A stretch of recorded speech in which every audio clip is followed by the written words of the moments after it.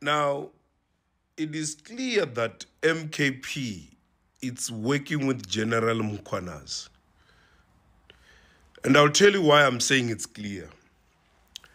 General Mkhwanazi, in his press briefing, he does not talk about imgulugudu emikhulu yase Natal, yase Durban. Those Indian guys that are dealing with drugs, who are distributing drugs throughout South Africa.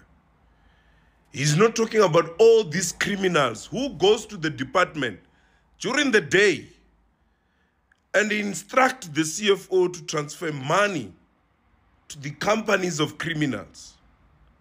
He does not talk about those people who have been, going to contract site and demand and stop the site to operate and ask money. He does not talk about these most corrupt people that are in that part of the world. Because Mkhwanazi and the MK are working together. And I will tell you, this has nothing to do with dealing with crime in South Africa.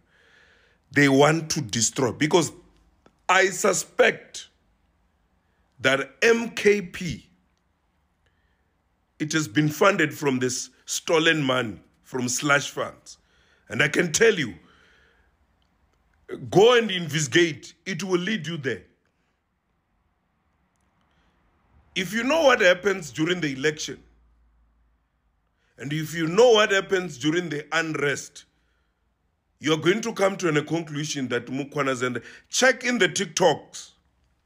People that are talking bad about, General Sibiya and Minister Senzo, all those people that are hosting on TikTok, they are MK-funded people. They run programs to make sure they destroy Minister Senzo and General Sibiya. And that's nonsensical.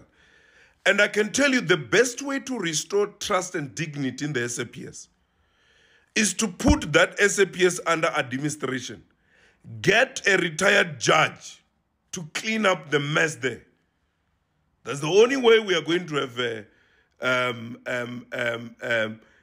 better policing. You can't have an MK, what is that? A political PKT, a political killing task team.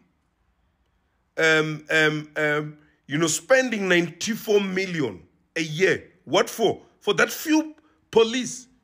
What is it for? 94 million. So kutonjwe imali la, and we are not going to agree. Our tax money. Oh, ndani ngoripengela. Oh, nari madaba daba. Oh, arba peng.